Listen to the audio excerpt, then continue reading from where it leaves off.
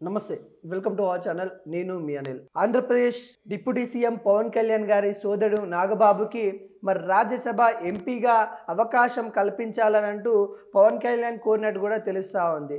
గతంలో కూడా జనసేనకి ఎంపీ ఇవ్వాలని కూడా పార్లమెంట్ ఎలక్షన్స్లో మరి ప్రయత్నం చేసినప్పటికీ మరి అధిష్టానము కొంత బీజేపీకి టీడీపీకి అయితే ఇచ్చిన దాఖలాలు అయితే చూసాము.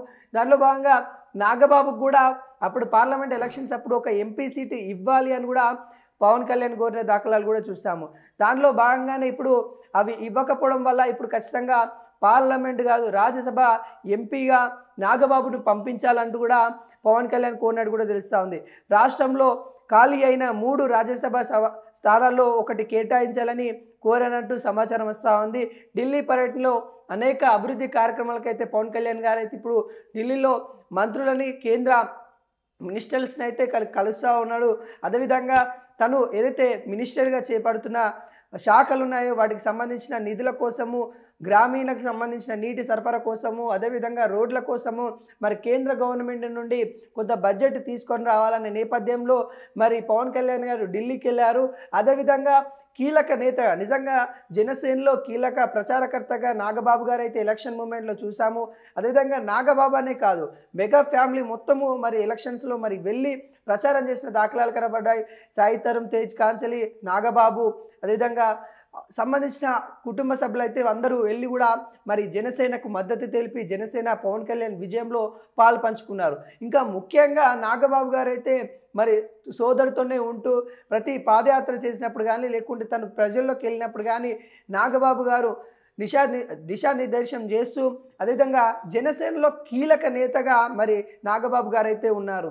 తను ఏదైతే తన తమ్ముడి విజయంలో నాగబాబు గారు అయితే పాల్పంచుకొని చాలా ప్రజల్లోకి వెళ్ళిన దాఖలాలు కూడా ఉన్నాయి. గతంలో తనకి ఎంపీ సీట్ ఇవ్వాలని కూడా కోరినప్పటికీ కానీ అప్పుడు నాగబాబు ఇవ్వకపోవడము ఇప్పుడు పెద్దల సభకి అడుగు పెట్టాలి అన్నట్టు కూడా జనసేన నేత మరి పవన్ కళ్యాణ్ చూస్తూ ఉన్నారు. పార్టీ కోసం పనిచేశాడు, ప్రస్తుతం ప్రధాన కార్యదర్శిగా ఉన్నాడు. సార్వత్రిక ఎన్నికల్లో అనకాపల్లి పార్లమెంట్ స్థానం నుంచి పోటీ చేయాలని నిర్ణయించుకున్నాడు.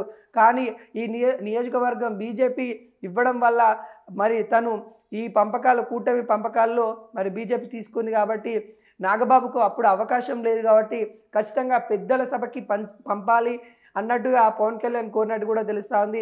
ఆ సమయంలో బీజేపీ అంటే పంపకాలు ఏదైతే జనసేన కూటమి టీడీపీ కూటమి బీజేపీ ఉన్నారు కాబట్టి వాళ్ళ పంపకాల్లో తను అనకాపల్లి నుండి పోటీ చేయాలని కూడా పార్లమెంటు అనుకున్నప్పటికీ కూడా అక్కడ బీజేపీ వాళ్ళు తీసుకోవడం వల్ల నాగబాబు వెనకకు తగ్గిన సందర్భాలు చూసాము. ఈ నేపథ్యంలో ఖచ్చితంగా ఈ 3 రాజ్యసభ ఎంపీలు ఉన్నాయి కాబట్టి ఖాళీ అయిన దానిలో ఒకటి నాగబాబుకు ఇవ్వాలి, పెద్దల సభకి పంపించాలని పవన్ కళ్యాణ్ కోరారు. పవన్ కళ్యాణ్ కోరిన మేరకు సానుభూతికంగానే మరి అధిష్టానం కూడా ఆలోచిస్తున్న నేపథ్యంలో కనబడతా ఉంది. నాగబాబు గారు రాజ్యసభ ఎంపీగా మరి చూడబోతా ఉన్నాం, ఖచ్చితంగా తనకి ఇస్తారన్నట్టు కూడా పవన్ కళ్యాణ్ మాట ఇచ్చారు. అదేవిధంగా పవన్ కళ్యాణ్ కీలక నేతగా అయిపోయాడు. ఇప్పుడు పార్లమెంట్లో కాదు ఇటు అసెంబ్లీలో ఏదైతే ఆంధ్రకు సంబంధించిన అసెంబ్లీలో ఎన్నికలలో విజయానికి బీజేపీ కూటమికి రెండింటి మధ్య అటు బీజేపీ టీడీపీ మధ్య వారసాదిగా మరి పవన్ కళ్యాణ్ గారు ఉన్నారు. అదేవిధంగా మొన్న మహారాష్ట్రలో కూడా చూసాం పవన్ కళ్యాణ్ అక్కడికి వెళ్ళిన ప్రతి అసెంబ్లీ నియోజకవర్గంలో విన్నింగ్ అంటే గెలుపు దిశగా వెళ్ళిపోయిన ఛాన్సులు చూసాము. అంటే ఇవన్నీ చూసినప్పటికీ పవన్ కళ్యాణ్ గారికి బీజేపీ అధిష్టానము సానుభూతిగానే అనుకూలంగానే ఉన్నట్టు కూడా కనబడతా ఉంది. ఆ నేపథ్యంలో మరి పవన్ కళ్యాణ్ నాగబాబు గారిని మరి